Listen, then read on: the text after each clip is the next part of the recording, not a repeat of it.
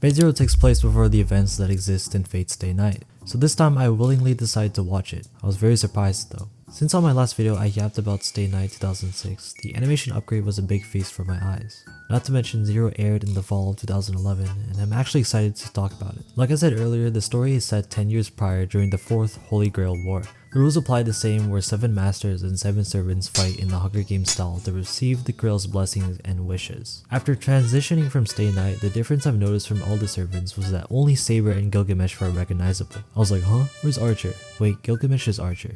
Oh, haha. He's the Archer in this one, but he's also an Archer in Stay Night? Yeah. The Archer class is truly made up of archers. Admittedly, the beginning felt really slow. I don't know why, but I caught myself taking multiple breaks just to get past the first season. The first episode opens up in a large room with a woman named Iris Field, her newborn, and our protagonist, Kiritsugu Emiya. Emiya tells his wife that she will die because of him, and that, in turn, sets the mood for the entirety of the show. Compared to the old Stay Night, the theme of Zero feels a lot darker. The characters that were first introduced look a lot more grim, serious, zero swagger, zero riz. There's absolutely nobody in this show so far that at least looks like they're having a good time. Can make this world as real can ever be, because it still exists with noble phantasm that I possess, Ionian Hetero! Okay, this is my favorite character. Of course, when there's a protagonist, there's always one that exists to ruin their life. Enter Kide, the master of assassin and a sociopath responsible for ass-tickling the Emiya family. Kide is given an objective by Tokyomi to summon a servant in 3 years for the forthcoming of the 4th Holy Grail War. Kide ponders, hey, so how does the girl actually choose his master? Why, good question, young blood. The girl selects those who desperately need this power the most. Not all masters participating in the war have a dire need of the girl's blessings, hence why Kide was able to receive his own command seal during the conversation with Gilgamesh later on. The girl saw huge potential in Kide, offering him the command seal as a symbol of his worthiness. Kide is a skilled executor for the Holy Church that oversees the eradication of demons and supernatural beings. But to put it simply, this guy is a trained demon slayer. He probably is involved in daily exorcisms just like the guys at the Blue Exorcist department. What I really adore about the beginning is how, despite Emiya being the protagonist, Emiya is not the sole central character. Throughout the first episode alone, I saw how Karyu became cursed with the worms and looked like Nihonjin Davy Jones, Waver's backstory, Kide, until finally at the end, Emiya. It's good to know that in case someone dies, the story is forcing me to get attached early on just to laugh at me.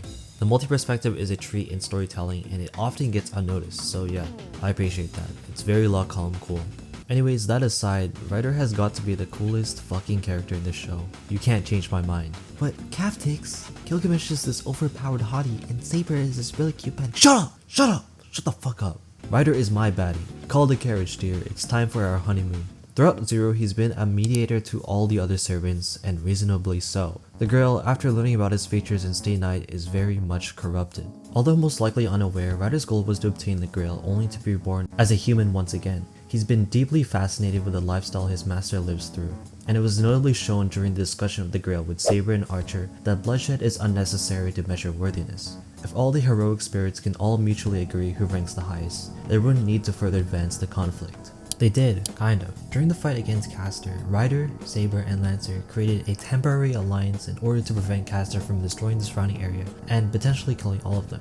Toki watches from above as the servants struggle to sever the tentacle demon R34 hentai monster due to its rapid healing capability. He begs Gilgamesh to kill the ugly creature, in which the King of Heroes rejects the request, until he summons 4 of his glorious heavenly weapons to do absolutely nothing to the monster. Gilgamesh then has the audacity to say, "Oh, shut up, mongrel. I generously sacrificed 4 of my great treasured weapons to adhere to your request." Then when Berserker appears, he proceeds to use up half of his inventory to kill him in a dogfoot. Arya stands in front of Toki as the two converse on the future of the Tasaka girls. The only response Kari receives is the mockery and inhumane decision to bring fruition to the Mado family by giving Sakura to them. Despite completely being unaware of the suffering she goes through, Karya, in a fit of anger, demands him to understand that what he's doing is wrong. Toki is unwavered. He believes that having both his children under his name will result in something terrible. If that were to happen, only one will rise and the other will fall. This Unk, having enough of their conversation, whips out his wand and sets Karya ablaze. Returning to the FOV, Castor's master gets killed. He's irrelevant to me, but I thought his death was pretty funny. Ryder has a change of plan, so he gathers Lancer and Saber to the side of discussion. Ryder plans to trap the monster inside of his noble phantasm to buy time for the group to think of a solution. But of course, this is but a mere setup for Saber's noble phantasm, Excalibur. So Emi informs Waver of the signal to relay a message to Lancer about undoing the curse, preventing Saber's noble phantasm. Immediately after, a large gust of wind surrounds Saber, only to unveil the true identity of her weapon, the legendary sword of King Arthur, only for Berserker to swoop in and ambush the group. Berserker tails Saber, and through all of that, Gilgamesh was in the sky looking like he's about to erupt.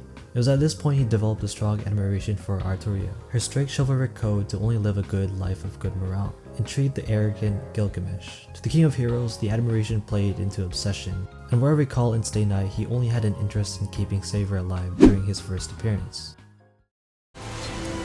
エクス